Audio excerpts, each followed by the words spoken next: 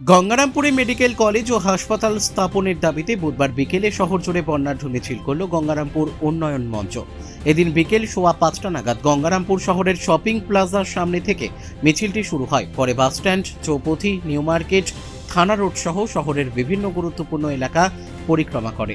মিছিলে অংশ নেন অধ্যাপক রাজীব সাহা, উন্নয়ন মঞ্চের অন্যতম কর্মকর্তা নিরুপম রায়, রানা মিত্র, পলাশ কুণ্ডু সহ সংগঠনের বহু সদস্য ও সাধারণ মানুষ।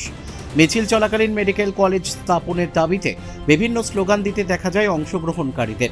সংগঠনের পক্ষ থেকে দাবি করা হয়, গঙ্গারামপুর মহকুমা তথা জেলার বিস্তীর্ণ এলাকার মানুষকে উন্নত স্বাস্থ্য পরিষেবা দিতে হলে এখানে মেডিকেল কলেজ ও হাসপাতাল গড়ে তোলা অত্যন্ত জরুরি। উল্লেখ্য, কয়েকদিন আগে দক্ষিণ দিনাজপুর জেলায় একটি মেডিকেল কলেজ ও হাসপাতাল গড়ে তোলার কথা ঘোষণা করেন মুখ্যমন্ত্রী শুভেন্দু অধিকারী। তবে জেলার কোন এলাকায় সেই মেডিকেল কলেজ হবে তা স্পষ্ট না হওয়ায় বিভিন্ন সংগঠন নিজেদের এলাকার পক্ষে দাবি জানাতে শুরু করেছে। তারই অংশ হিসেবে বুধবার বিকেল 5:15 নাগাদ মিছিল বের হয়। মিছিল শেষে চৌপথিতে পথসভা করা হয়। মিছিল ঘিরে শহরে রাজনৈতিক ও সামাজিক মহলে ব্যাপক চর্চা শুরু হয়। বুঝতে পারবেন যে হ্যাঁ, এইখানেও মানুষেরা থাকেন। আমাদের জেলার আমাদের যে অংশে আমরা বিরোধ করি না কখনো, আমাদের জেলা সদর, সেইখানকার মানুষেরা আমাদের কেউ বিরোধী নন, তারা আমাদের জেলার মানুষ।